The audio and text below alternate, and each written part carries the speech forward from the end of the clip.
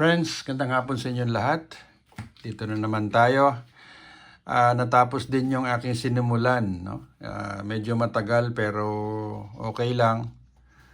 Natapos din siya. Ito yung All-Star Link. Actually, the box is not mine, no? Dumating ito dito, meron siyang lamang All-Star Link, may Raspberry siya. Ngayon, ito yung aking dinagdag, no? Arduino, ito yung matrix control at saka ito yung ating steer control. And ito naman yung power supply. Kasi nung dumating to dito, USB 5 volts ang nakasupply. And ayokong gumamit nun at baka ma-overload yung ating supply. Kaya external supply talaga. And then I created just a regulated supply, regulated supply para makaya niya yung loads nito. So ito nga pala, as per request ng DX1 Eco, magiging 3-in-1 siya, no? 3-in-1, meaning meron tayong analog radio, meron tayong POC NX100, no? Slim, at saka itong All-Star Link, no? All-Star Link, alam naman natin yan, kailangan natin ng node that is connected sa internet, no? So, currently, this is connected to the internet through Wi-Fi. Oo, kasi Raspberry Pi 3 ito eh. So, susubukan natin. Ang function nito is kapag mag-receive yung analog, yung dalawang units, NX100 at saka yung All-Star Link, magta-transmit. Okay? So, any one of the three mag-receive, kung sino man yung mauna, kunwari may nagsalita sa All-Star Link, the remaining NX100 at saka yung analog radio will transmit. So, ito ay 3-in-1, no?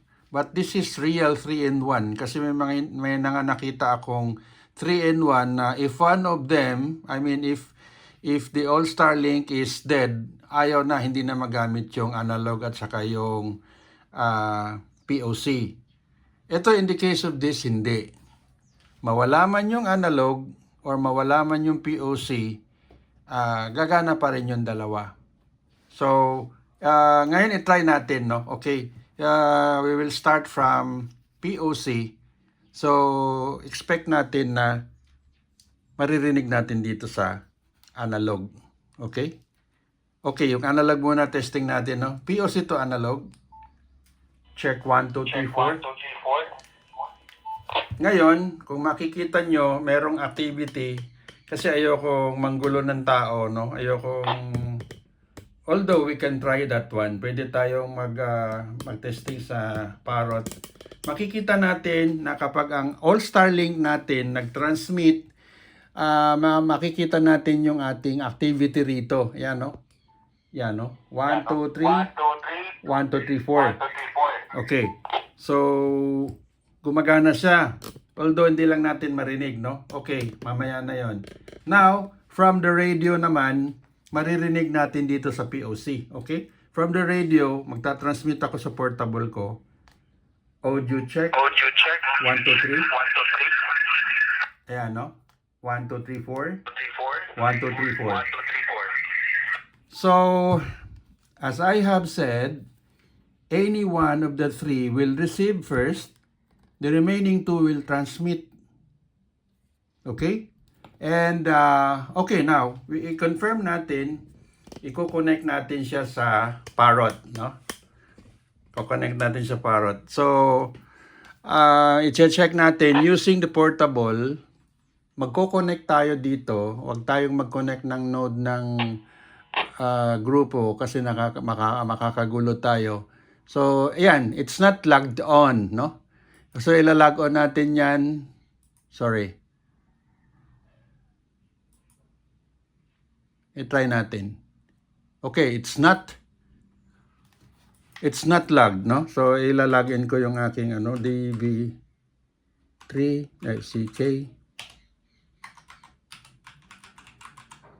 1960. Okay? Okay, login successful.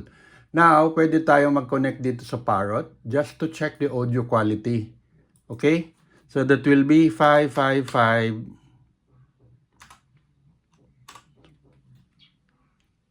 Choose a command, connect. Okay? Maririnig natin dito sa POC at saka sa radio yung confirmation. That is one way to check if we are really receiving signal from the internet or from the AESL, and then yung feedback, yung talkback niya, maririnig natin sa radio at saka sa POC. Now, i-execute ko siya. Yan. Node 55553 connected to node 3 connected to 7 4 2 0 7 4 2 0. Okay? So, yung na-receive natin doon sa confirmation ng All-Star Link, narinig natin dito sa analog at saka dito sa POC. Okay? Okay, now, we will try the Parrot, yung operation. Magte-test ako dito, magre-radio test ako dito sa portable, and then maririnig natin yung feedback ng Parrot. Okay? I-down natin ito kasi masyado malakas mag-feedback. Audio check, DV3 Foxtrot Charlie Kilo. Audio level is a little above average. Audio check, DV3 Foxtrot Charlie Kilo. Ang gulo, no? Kasi while I was transmitting, naririnig natin dito. Kaya above average sinaan natin to. So, audio testing, DV3 Foxtrot Charlie Kilo. Audio level is just about right. Testing, DV3 Foxtrot Charlie Kilo. Ayun. Okay na. Bingo na siya. So, it works.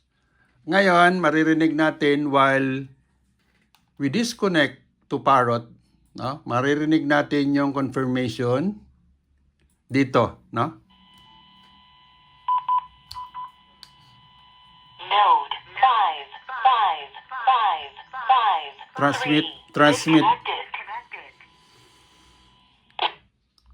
So, okay guys, that is one way of testing, no? So, no need na may kausap tayo. So, dito pa lang, ito. And then, ila-log out ko siya. Okay? Log out. Now, it's not connected with the internet anymore. Wala na, naka-log out na. But still, magagamit pa rin natin yung ating analog at saka yung POC. Testing, 1, 2, 3, 4. 1, 2, 3, audio. From POC to radio. 1, 2, 3, 4. Audio check. Okay, now, ngayon, ang pinakahuli natin gagawin is, isa sa paborito ng mga nung nagpagawa is yung steer function. Okay? So, ito yon, yung command natin ng steer ay nandito yun. So, if he is away from the repeater or from the location of these gadgets, pwede niyang i-remote. Normally, meron siyang camera. Nakikita niya kung ano yung frequency. So, ito ang gagawin niya para ma-steer niya ito from memory 2 to memory 3. Pipress niyang ganun.